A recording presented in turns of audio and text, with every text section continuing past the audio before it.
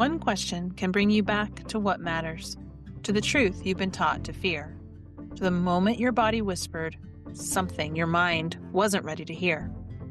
Welcome to One Question, a short weekly reflection to help you reconnect with your body, your values, and your truth. This week's question is, when do I feel most powerful? Power is such a charged word, isn't it? We're taught to associate power with control and dominance and force. It's usually embodied by men and sometimes women who have learned to play by those same rules. The powerful ones are the ones who speak the loudest, move the fastest, and seem the least afraid. But what if that's not power? What if that's performance? When I ask myself, when do I feel most powerful? The answer isn't when I've been in charge of a big team or signed a big contract or been in a big board meeting or stood on a stage. It's when I have been willing to stand in the truth of my own story, even if my voice shakes. Power, as I've come to understand it, isn't something we take from others. It is something we reclaim from the parts of ourselves that were once silenced. For anyone who grew up with bullies, narcissists, or in spiritual or institutional trauma settings, this can feel especially foreign. We were trained to make ourselves smaller, to stay safe, to not make waves. Psychologists call this fawning, the instinct to please or appease as a survival strategy. It is the cousin of fight, flight, or freeze. And for many of us, it was a brilliant form of self-protection. But what happens when we stop fawning? When we stop seeking safety in being liked and start seeking safety in being true? That's where real power begins to emerge. For me, one of the most powerful moments in my whole life was the day I spoke aloud for the first time that I had been assaulted as a child.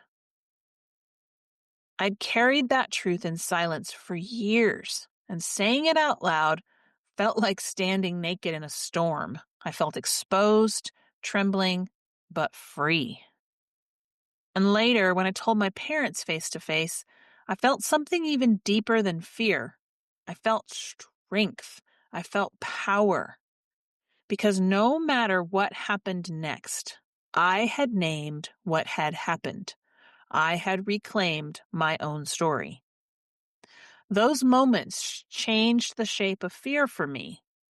And now, when I'm tempted to shrink from conflict, to avoid hard conversations, or to just not make a difficult decision, I can remind myself, nothing I face today is as hard as telling those truths for the first time.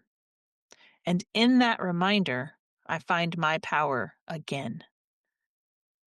Sociologists sometimes talk about power over versus power to. Power over is dominance, the kind that extracts, controls, hoards.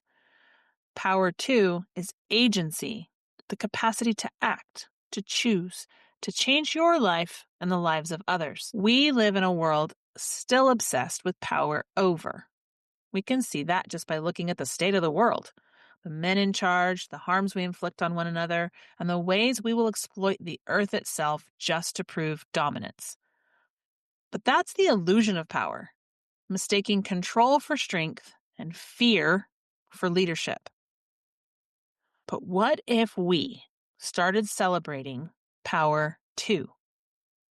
The power to care, the power to create, the power to say no, the power to walk away, the power to be kind without being weak.